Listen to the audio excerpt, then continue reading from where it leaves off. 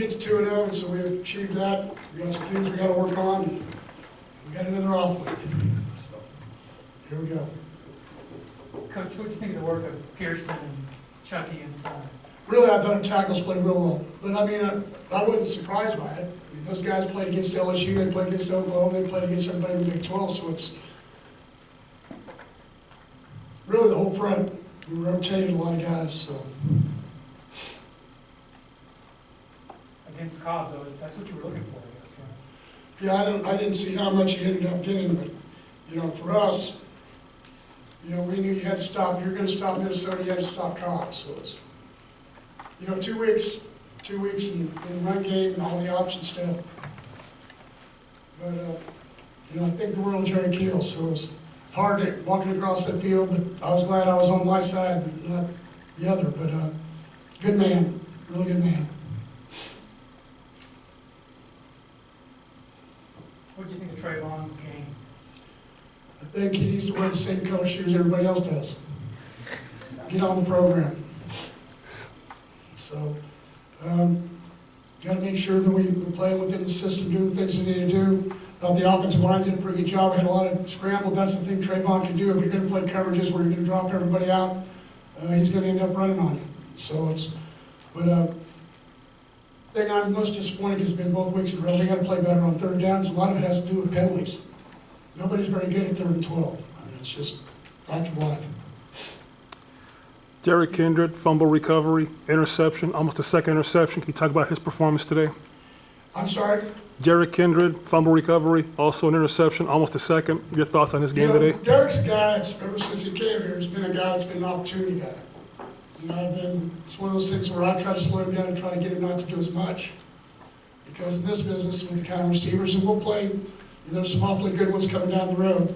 You got to understand that you're going to have a lot of people that can really play. So, you know, we're going to take this one. We've got a lot of things to get better at. Now we'll turn our attention to more of a passing. You know, we've worked for 2 weeks against tight ends and powers and option and all the things we've had to defense. Now we'll work against really what'll make us better, getting ready for the first really 3 out of 4 teams that we'll play in October is the passing game of SMU, because they do a lot of similar things. So we'll also see some 50 defenses, and that's what SMU does. So it'll get us better on offense. But we got to cut down the penalties, and we've got to do better on third downs. Dotson had a kind of a quiet opener, but what got him going today? You know, Dot's been a guy I put on scholarship here, you know, this summer, and he's just one of those guys that makes plays. He's not the fastest. He's just one of those guys that he's very serious about playing football. And so he made some catches. The one in the end zone was unbelievable. I mean, so it's, you know, obviously we said going into the season we had to have some guys step up. Last week, Colby had a big game. And this week, Dot did. So and we had some other guys make some plays. And so it's, you know, our whole thing's about disbursement. How many wide receivers catch balls? So you can't hone in on who's getting what. And I think everybody, there was a lot of receivers that caught a lot of balls, different places. What about Trevone's game told you he was kind of doing his own thing? Well, I don't know if he's doing his own thing. It's just, you can't hurt yourself. I mean, yeah, we jumped off sides, but that's 5 yards. That wasn't 20 yards. You know, you got to understand, it's not about scoring 60 points a game in this offense to win. It's about scoring one more point and let the offense do it himself. You don't have to do everything. That was one of the things that got him in trouble a year ago. Let the offense work for you. And so we'll go forward. I'm excited about the win. We want to be 2-0. Now tomorrow, I'm not going to worry about it tonight. In the morning, I'll probably, once I get to about 10:30 and I've watched all sides, I probably won't be very happy. So, but that'll be tomorrow. So. You can be happy with being a perfect 12 for 12 in red zone chances in 2 games thus far. Oh yeah, they have. When we've got down there, they've done a great job. We've got to get to where we don't hurt ourselves. Too many field goals today. In the league we're going to play in, that many field goals get you in a lot of trouble. You got to score touchdowns. What did you think of Paul's performance on defense? Dawson? Yes. I thought the front linebackers and front all played well. He was the one that stripped the one fumble. Really, we had to be accountable only a couple times. We didn't do some things we were supposed to do when they had a couple option reads. But I don't know if they were surprised, but I don't think our kids were surprised. And we played against some pretty good people up front, blocking us and doing it. We game plan wise, we crowded the line of scrimmage a little bit, forced them to try to throw the ball, tried to get more people than they had there. And, you know, we were fortunate that some of it worked some.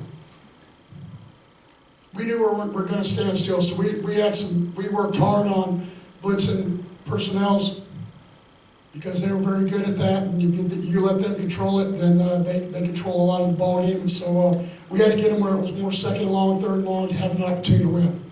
And we got lucky on a few calls, and our kids made some plays. Did you guys tell Cameron to start calling a fair catch when they're within certain? No, we had our punch safe group in the second half. We had about 5 times we just left our defense on the field. So when that happens, we just call punch safe. We just call fair catch.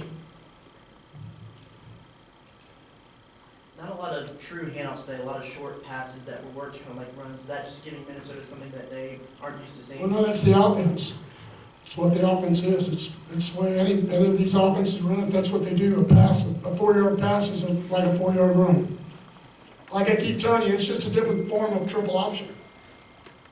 Instead of pitching it backwards, you just pitch it forwards. And that's the way we approach it. Despite crowd, I think I should make a rule: if you're not in the stadium by the time you score a first touchdown, you can't come in. We'll see how that works. It's a great crowd, but they missed 14 points in 2 ball games. Crowd, I tell you, who was unbelievable though. The student section again was unbelievable. And as a general, the whole stadium, it was fun. The whiteout was great. We really thank everybody for joining in and being part of that. So I got the question, well, why were you in purple? Well, you can't wear white at home. And we were actually going to wear a gray, but it was going to be overcast, and I wanted to make sure we could see it, so we changed to the shiny helmet with the purple top. I'm just a fashion guru. I'm just telling you guys right now, fashion guru. Anything else for Coach?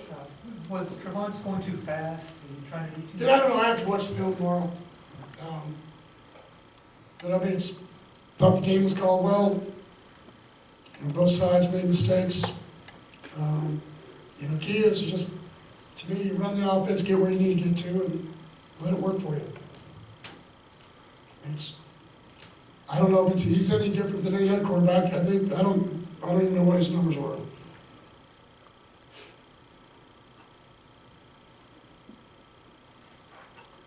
So I'm not good at math, but we're pretty close in the high 50s, close to 60%.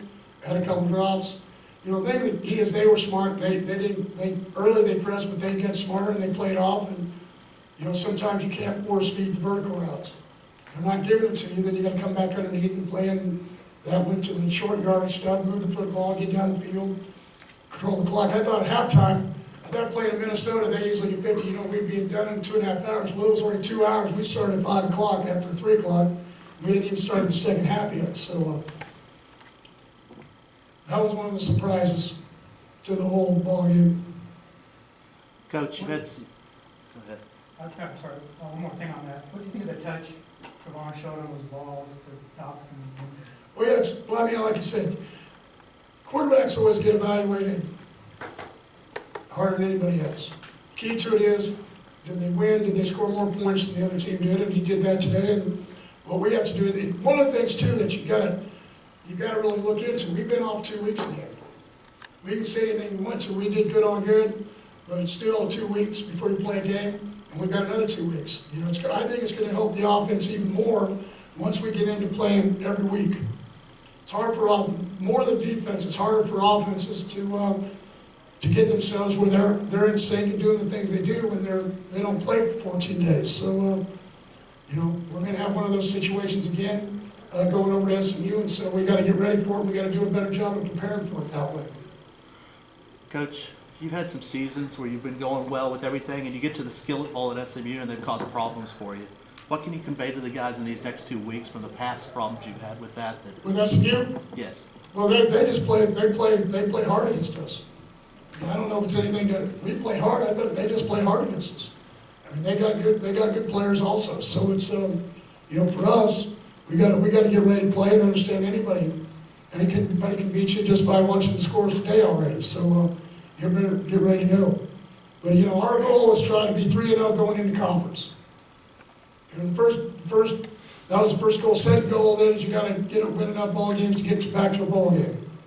And you have to have 6, so we work toward, that'll be the second part, and so we're gonna see you here in 2 weeks if we can get by SMU, so we can get, then you got Baylor, Oklahoma State and Tech, and so you got a hard October, but you know what? It's easy, anybody can do it, so we get ready to play. I think our kids will be excited about it. I think they'd rather be playing than having an off week with me, I can promise you that. What did you and Coach Kill say to each other after the game? You know, I just, you know, love you.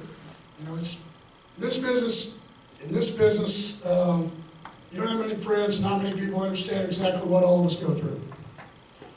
You know, I have unbelievable respect for a guy that's turned around programs all, you know, 4 or 5, 6 places he's been.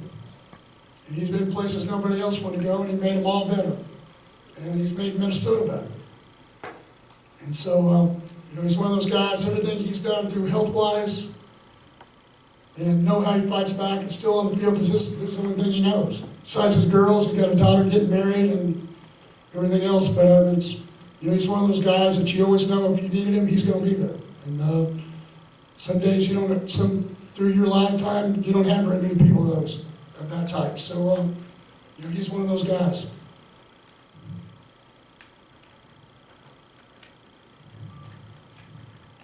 Anything else? You guys are awesome. Okay, thanks. Well, Thanks, Coach. next. Give me a right hand look.